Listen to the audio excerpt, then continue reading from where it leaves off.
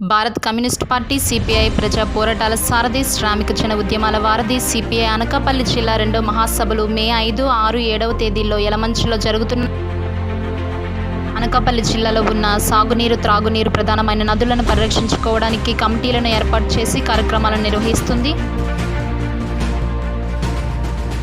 Visakha steel plant ప్రైవేటీకరణాన్ని ఖండిస్తూ ఆందోళన కార్యక్రమాన్ని చేపట్టి వెనుదన్నుగా నిలిచింది.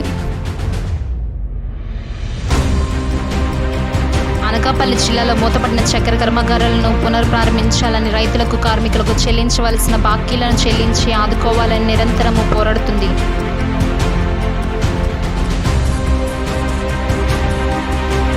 జిల్లాలో భూ పోరాటాలు నిర్వహించి పొడి భూములకు పట్టాలు మంజూరు చేయాలని పోరాటాలు నిర్వహిస్తుంది. భారత్ కమ్యూనిస్టు పార్టీ, సిపిఐ ప్రజా పోరాటాల సారథి, శ్రామిక జన ఉద్యమాల వారధి సిపిఐ అనకాపల్లి జిల్లా 2వ మహాసభలు మే 5, 6, 7వ తేదీల్లో యలమంచిలో జరుగుతున్నాయి.